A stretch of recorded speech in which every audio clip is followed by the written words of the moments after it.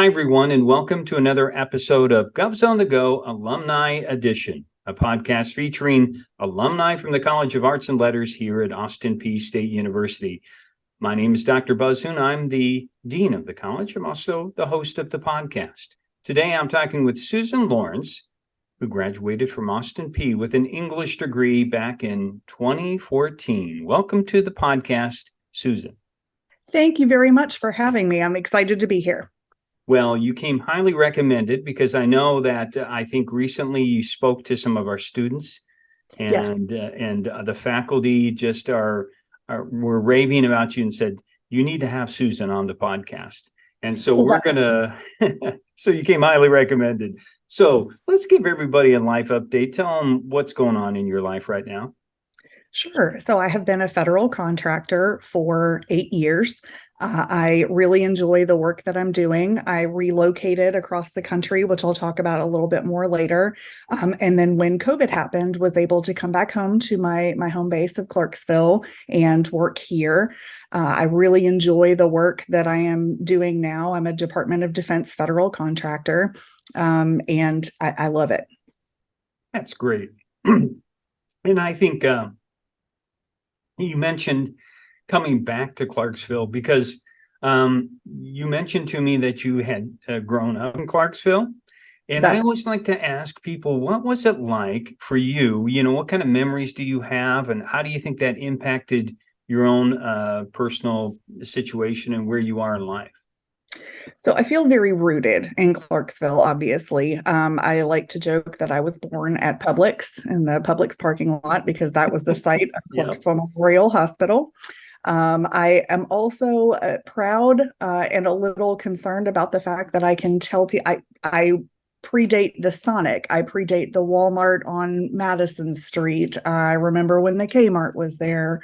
So I remember the town when it was quite a bit different than it is now. I also have deep roots at Austin Peay. My mother is an Austin Peay alum, and I'll talk about that a little bit more later as well. I love Clarksville. It's an unusual city, I think, because of the military base and because of Austin Peay, and it's what makes Clarksville what it is. Nice. And you know, I do like to ask about things that may have impacted you. And you mentioned to me that you're an avid reader. And I'm wondering at some point in time, did that develop early on for you as a child? Yes. So my mother laughs now because I was afraid to go to first grade because I was afraid to learn how to read. I thought that it was going to be very difficult. And I thought that you had to read a new word each time you read a word. I didn't understand the concept of building a vocabulary. As an only child raised in Sango, which was very rural, much more rural than it is now. Books were my friends. They were my escape. They were my solace. My favorite book was A Tree Grows in Brooklyn. And then I read To Kill a Mockingbird. That was a huge influence. Matilda was a huge book for me. So I created this world in my mind. And I was able to have this vivid life while I was sitting upstairs in my attic loft of my parents' bedroom in Sango. I traveled all over the world and had lots of different experiences and just through reading and through stories. And I developed a love for language. And as you went through the school system, were there some teachers that may have impacted you and encouraged you? Yes, actually, and that led me to become an English major. It's actually, unfortunately, not a positive story. It was a negative experience, but we need those too to make us who we are. Those are our building blocks as well. I was an avid reader. I was also an avid writer. This would have been 6th or 7th grade. And at Richview, I had a language arts teacher who encouraged me to write a story for an essay contest. And all of my teachers knew that I enjoyed reading and writing, and they would allow me to work on this essay, during class when we had free time. And before I submitted the essay to the contest, I asked my teacher to look it over for me. I still remember this person's name, but I won't say it. I asked this person to look it over for me, and he called my mother and said that he had conferred with another teacher and they did not want me to enter the essay because they felt strongly that I had plagiarized it. And my mother said, well, why do you think that she plagiarized it? And he said, the writing is too good. So my mother went back and she read the piece that I had written. And I think it was, influenced by Little House on the Prairie. I remember trying to write, about this lifestyle that was very different to anything that I would have had, but I was a huge fan of the Little House on the Prairie series. And my mother said that she noticed something that I wrote was using starch, spray starch on a collar, which is I ironed my father's work shirts. And she said she noticed that mistake and that's how she knew it wasn't plagiarized. But I stopped writing. And then I took a composition class, as probably the second semester of my freshman year with Dr. Cervelli. And he encouraged me to keep writing. He encouraged me to open that part of myself back up. So I actually wrote an essay for him about that experience and how it affected me. Our teachers and the adults in our life have such a huge impact on us as children, I think, that surpasses anything that we're cognizant of as adults. We leave that piece of childhood behind. So that's an experience that I'm very grateful for.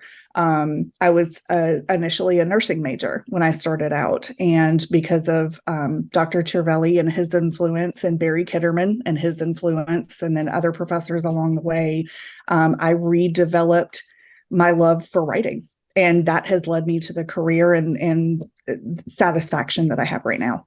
That's amazing. And it reminds us as teachers what our real role in life is about the encouragement and development of a young person. And hopefully not to stifle. Yes. And I'm so glad that it is a good story that for you that has the outcome that shows your perseverance and that's the good part of this. Now, the other thing that you shared with me is that you came to Austin Peay as a non-traditional student, and I wanted to know if you could share a little bit about the trials of once again a perseverance for you to make that happen. Absolutely. So I graduated in 2014, but my college journey started in 2004. It would have been the fall semester of 2004. I had two children. I believe I was 21 at that time. And I applied for Austin Peay. I was working at the Burrito Bungalow, which was on University Avenue. Similar to, there are still buildings there. I'm not sure what's there right now. I think it might be a bar. So I was working there and, trying to raise my two girls and pregnant with my third girl. And I knew that the path for me to be able to really excel for my children was going to be higher education. I wasn't satisfied with the work that I was doing, and I wasn't satisfied with the life that I was able to provide for them. I was on government assistance, receiving welfare and food stamps, and was very grateful to be able to make ends meet in that way. But I wanted to be self-sufficient and self-reliant. I did not actually graduate from high school. I got my GED from the Greenwood Adult Education Center, I think when I was 19 or 20. And I took a shot and I applied to Austin Peay. And at the same time I applied at Austin Peay, I also applied for a job in the food court at Austin Peay. And fate being what it is, I was accepted to Austin Peay, and I was also offered a job in the food court. So at this time, I didn't have a driver's license or a car or know how to drive a car. My husband, I think, would argue that I still don't know how to drive a car, but that's a story for another day. So I would get up in the morning, get myself and the girls ready, drop them off at daycare, and I would ride the bus from Kittyland on Madison Street over to Austin Peay. And I attended classes from 8 a.m. until about 3 or 3:30. And I would change clothes into my work uniform at in the university center. And then I would work in the food court from, I think, 4 to 10 or 10:30. And then I would walk home. And I remember I called my mother on my walk home every evening. She was worried about my safety. And I would talk to her for the about mile-and-a-half walk. And I did that until I was probably 8.5 months pregnant. And my daughter was born January 2nd, and I worked and attended school until the last class of that semester in December. So I would have been very heavily pregnant. Yeah. Luckily, the next semester, I got a car and was able to learn how to drive, sort of, depending on who you ask. And that is, I think, one of the single most important experiences that I had in my life. I had a lot of self-esteem issues, a lot of self-doubt. And my mother, who has always been my staunchest supporter, said, I think you're taking on too much. I don't think anybody can do this. And if you tell me that I can't do something, I will likely prove out to set you wrong. And I did. And I surprised my parents, I surprised my family, my friends, I surprised myself. And what I learned is when you put yourself through those challenging situations, what you do is you give yourself an opportunity to succeed, and you give yourself an opportunity to show that you can be everything that you choose to be. It's hard work, it's dedication, and it is also a good, strong support system. Wow. And it's so amazing, that story, Susan. And I'm sure your children realize this, and what a path you have laid out for them by saying, this is an example of how you can work towards what you want in life and go out and do it. Absolutely. And I'm glad that you brought your mom back into the story, because I think, as you said, we never get anywhere on our own. And there are people along all the different routes of our path that are lifting us up and supporting us and saying different things to keep us going. And I do think you and I have a lot in common in terms of if somebody says you can't do it, then we're going to show them that it can be done. Along the way, I'm sure you had some professors and some instances of here in Harnett Hall. Can you talk a little bit about some of your favorite professors and classes that you enjoyed taking? Oh, I would love to. I would love to. So Dr. Cervelli relit my passion for literature. And he also is a juxtaposition of what a great teacher can do. I had that negative experience, but then I had this experience of someone who said, I see that you can do this. And it was what I needed to put my feet back on the ground and give me some confidence to get started. So he suggested that I take some more classes. So the next class that I took was with Barry Kitterman. And it was a poetry class. And I hated poetry, but he made it so much fun. His demeanor, he has these bright twinkling eyes, and just this very calm, but funny personality. And I also had Dr. Wadia. So you have all of these different personalities. Dr. Cervelli is kind of this funky jazz literature lover who loved Wordsworth and Keats. And then you had Barry Kitterman, who, just had this kind of hippie, fun personality. And then Dr. Wadia, who is just so passionate and intense about Shakespeare and technical writing and study abroad. And then Dr. Major, who is a wealth of knowledge when it comes to technical writing. Dr. Charla Major, she is bright and funny. Dr. Williams, I had her for expository writing, I believe, and she was so encouraging and kind. Mercy Cannon, Dr. Goldstone. There were some very strong women in the program who showed me what a successful, professional, intelligent, capable woman looks like in an industry.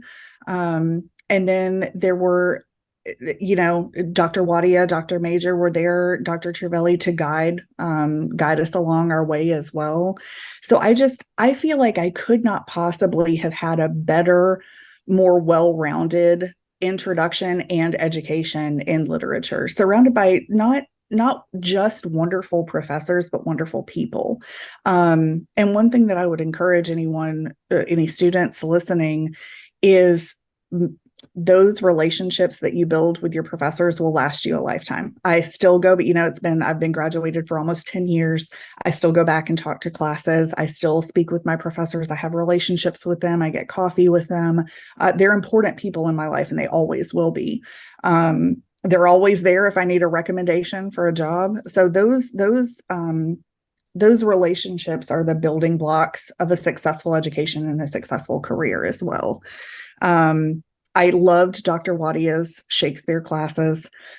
He brought, depending on your love for literature or not, you might find Shakespeare dusty or difficult to read or not relevant. But Dr. Wadia's passion for Shakespeare and his willingness to go above and beyond to show us what Shakespeare was all about, it truly made the difference. Dr. Cannon forced me to recite, I think, part of the Canterbury Tales, and I was terrified, but it was an amazing introduction into public speaking and into creating a presence in a room. She taught me that. So I cannot say enough positive things about the experiences that I had. And another thing, and this is where Harnett Hall really became more of a home for me, is because Harnett Hall was my mother's dormitory when she attended Austin P in 1970 or 19. Let me see. Yeah, she would have been 1970s, in the 1970s that she attended Austin P and within Harnett Hall. And she tells the most wonderful story. She met her best friend. It was moving in day. And she walked into, I believe, what is now the Mabel Larson Gallery. And the woman that I came to know as my aunt was sitting there playing the piano beautifully. She said, beautiful blonde sitting at the piano playing music. And, I'm picturing long flowery skirts. It's the 70s. And so that's how my mother and her best friend met, and my Aunt Cindy, that is how she came into my mother's life and into mine. And she was this huge presence, she had a beautiful voice, and she was a musician and truly an amazing person. So I'm also witness to the life that Austin P creates. I hope that I hope that prospective students hear this story, because as you're telling it, Susan, it makes me think of that what you do in writing so often is present a story to people, and part of this is it's like other examples of art. Whether you paint a picture, whether you sing a song, you're putting yourself out there, and it's about how you get feedback on how that is developed, and how you are willing to accept that feedback and move it forward and all that. And that is, I think, remarkable about when you're talking about all those different people and their influences. They all had a little special touch on your life. Yes, they did. And that is an influence that doesn't go away. I carry it with me to this day. I have some books that Dr. Eves recommended that I still read that are powerful books. The same with Dr. Goldstone. They introduced me to words and experiences that I didn't have and that I didn't know. And that is so critical in our societies, for us to be able to look at others and find the similarities instead of the differences. And that's another incredibly valuable lesson that I learned there. Along the way, you were joining some of the honor societies. Yes. That are available. You also, I see, were a Zone 3 reader. That is correct. So you heavily involved as a major, and I'm sure that was also impactful for you in your development. Yes, it was. It gave me a chance. I also was I was the president of the Society for Technical Communication chapter. So that taught me leadership skills, and how to not only organize my own schedule, but the schedule of a project. It taught me how to create a project plan. What are our goals? What do we want to accomplish? How do we get there?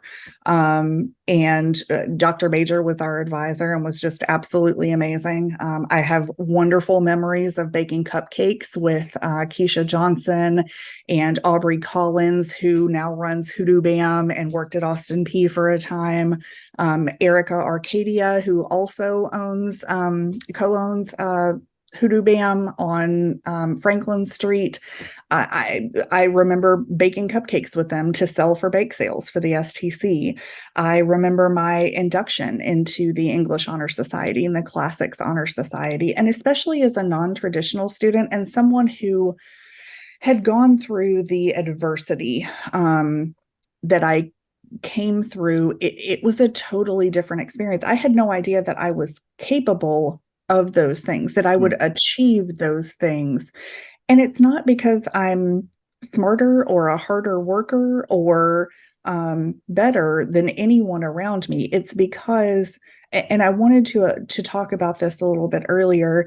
If you don't have a good support system around you, find one. Find the people that you are in awe of and surround yourself with them. Ask them how they got where they are, and learn from them. You can never stop learning. But it just opened all of these doors for me that I didn't even know were there. It truly was an incredible experience. That's the great part of education, is that it helps to bring out the best, hopefully, in a young person, that gives them the confidence as you leave Austin P and you go out into the world. Let's talk about your transition from graduating in 2014 and your first job. Sure. So I graduated in May of 2014 and frantically searched for a job, with children at home, needing to work, and was very lucky, I think, to find a job at Forcex.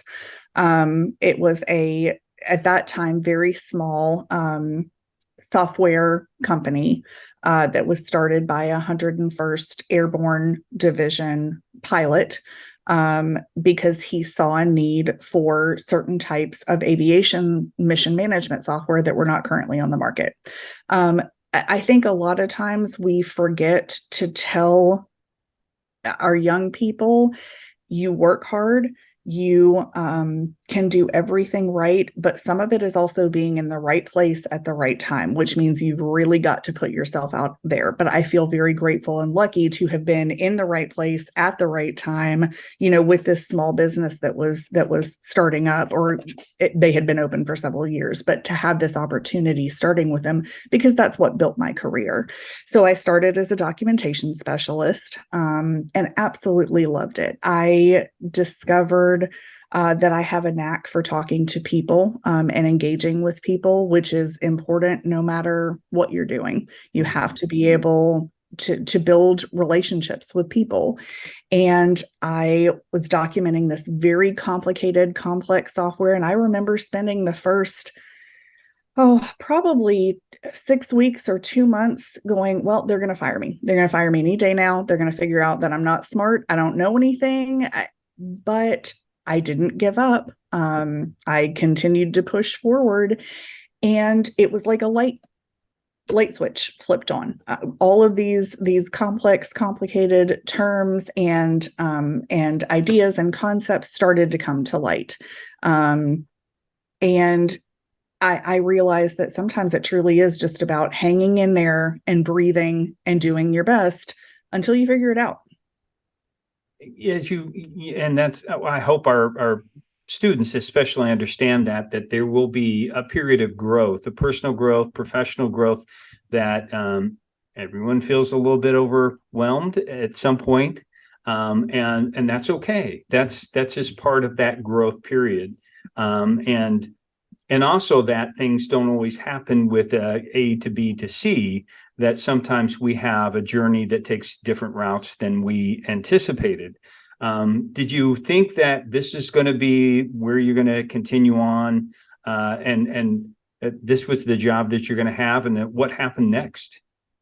So I did think that that was where I was going to be forever. And after being with the company for about 5 months, I had the opportunity to apply for the management position within our department. And I did, and so did not really expect to receive it. I knew that I was a strong candidate, but I'd only been with the company for five months. I'd only been out of college for 8 months. So I was going to put my hat in the ring, but I wasn't confident that I would get the job. But I did. So I went from being a technical writer or documentation specialist to being the manager, and having the opportunity and the privilege to lead a team of documentation specialists. And I think I learned some of my most valuable lessons there. I learned about what kind of leader I wanted to be. I learned about what kind of leader I did not want to be. I learned about how to motivate people, and the philosophy that I developed for myself as a manager was that my job was to support my team. If there was an obstacle in their way, it was my job to step in and remove that obstacle so that they could do the good work that they were there to do. It's about mutual respect and trust in a team. And it's about recognizing that no one is perfect. Just because someone doesn't do something the way that you would doesn't negate its value. That's a hard lesson for me to learn because I can be a perfectionist and I can also be very dug in about how I want things done. But I had to force myself to step back and see the value in doing something differently because it brought something to the table that I couldn't bring. So that's really learning how to work through your ego, and work within a team. And I try to tell people that, especially that wanted an administrative career in higher education, at some point in time, you decide how much you're willing to. Leadership can be a difficult role and at some point in time, you decide, I may have had enough of this and I want to go do what I want to do. So did that happen for you? It did. I loved the people that I was working with. I loved the team that I was supporting, but I was actually contacted about another opportunity. And I was only a technical writer for 5 months, but it was some of the happiest time of my life because I knew that what I was doing, I was great at. I wasn't good at it. I was great at it. And there's no satisfaction quite like that. So I was approached by a headhunter and offered a position in Maryland, which is across the country, nowhere that I'd ever been. Wow. Yes. And with, a wonderful benefits package and salary offer. And so I talked with my husband and the children who were all in middle school and high school. And we decided that I would go up and rent an apartment there for a period of time and kind of get the lay of the land. And then my husband and the kids would join me afterward, after we all kind of got our feet on the ground. So I moved in December of 2019, and really enjoyed the work that I was doing, was very challenged. It was unlike anything I'd ever done before. I moved from software user manual technical writing to management and then into systems engineering technical writing, which is quite a different field. The nuts and bolts of the job are all the same, but it was a lot of information to take in. And then in, January, we started hearing about the first cases of COVID. And by March, they had locked down the facility where I worked, and everyone was working remotely. The children were not going to be going back to school. My husband is a first responder, so we needed someone to be here with the kids in case he got COVID or, was going to be on long shifts where he wasn't going to be able to be home to care for them. So luckily I was able to leave Maryland, keep my job, work fully remote, and come home. It sounds terrible to say this, but I say with a grain of salt and some humor, of course, that I'm one of very few people COVID worked out well for, Right. because it gave me the opportunity to come home. So I am very grateful for that and see it as a blessing. Yeah, it's interesting. My son, who works in insurance, he also ended up working from home and still works from home now. And the world changed. Mhm. And I try to tell people there was no way we could have anticipated that or predicted that. But so there, what are the challenges? Have you found that are there different challenges at working from home as opposed to being on location?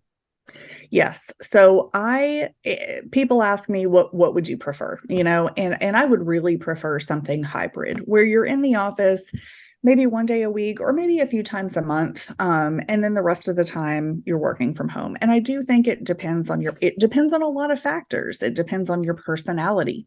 It depends on the job that you're doing. It depends on how you interact with other people. It is when I am head down in a document trying to edit or write, it is extremely beneficial to be at home where I can close all the doors and I have solitary space in which to write. But because it is vital to my job to have very interactive relationships with the systems engineers who are creating these, enterprise level networks, I it is a disservice to not be able to have that kind of time around the water cooler or the coffee machine, talking about how was your weekend? How are your kids? How was the soccer game on Thursday? You lose something in your interpersonal relationships that you're just not going to catch on a Teams meeting. So I do miss some parts of it. Technology is always frustrating. We've all had drop to Zoom calls or, somebody who forgot to mute their mic, but I think those are minor annoyances. But I do feel very happy to be able to work remote. Well, it's the reason that we're doing this right now is that Zoom came along and that provided the opportunity for us to reconnect and re-engage with people in different ways. And that's why I like to do this alumni podcast. And I before I get into my last question, Susan, I'm wondering, any of the kids avid readers? One of them is. Okay. Only one, but I did manage to produce one avid reader. So she also loves the Wrinkle in Time series. She reads a lot of material that's different than what I read, but it does my heart good to see her trotting around with the book. Oh, that's awesome. None of the kids followed what I like to do. So I have two kids. Neither of them like to do any of the things that I like to do. So I can feel you on that. Since you have a daughter that's going to be, she just graduated high school. I like to ask people what kind of recommendations you would have for both the traditional and non-traditional student that as they enter, and maybe something that you've shared with your daughter. Absolutely. First of all, she's going to be a Gov, so go Govs. Yes. We're not biased at all in our family. I'm very proud of the fact that, and so is she. She's very proud of the fact that she will be a third generation That's awesome. Gov. So what I shared with her and what I would share with anyone is take classes that are outside of your wheelhouse. Take classes that you don't need to take just because they seem interesting. I took a sociology class as my elective. So I had to take, an elective, but I chose sociology because it seemed interesting. And I was so captivated by it that I ended up changing my minor to sociology. And I took environmental sociology and I took several other sociology classes. And while I ended up changing my minor so that I changed my minor to professional writing so that I would be more marketable on my resume and get in those extra classes that would teach me about the skill of technical writing. That foundation of sociology and sociological concepts changed who I am as a person. It was absolutely foundational to opening up the world in a way that I had never seen it before. If you're interested in astronomy, take an astronomy class just because you can. I College is the time when you get to figure out who you are. You get to have a choice and you get to pick a path for yourself. It's a very unique time in your life. And I would encourage people not to waste it. I wish that I had gone to more football games at Austin Peay or basketball games. I was so focused on getting my education and following a path, I forgot to have fun. And so I wish that I had done some extracurricular activities a little bit more. So I think those two pieces of advice would be to pursue things that interest you, even if you're not going to get a degree in astronomy, do it because you can. And don't forget to have a good time. Not too good of a time, just the right amount of a good time. Just the right amount. Well, I still think it's remarkable. Not only did you come back to get your education, you raised a family, you were working. It's really remarkable, your journey. And I'm so thankful that you shared it for our listeners and our viewers. Well, I believe that anyone is capable of doing that. You have to have a strong support system, and you don't even have to believe in yourself to start. You just have to be willing to try. Well, thank you again for being on the podcast, Susan. It's great to have you. Thank you very much. And thanks to all our viewers and listeners out there for checking out the podcast. We hope that you will join us again as we continue to profile some of the outstanding alumni we have in the College of Arts and Letters here at Austin Peay State University. So until next time, stay safe, take care, and God bless.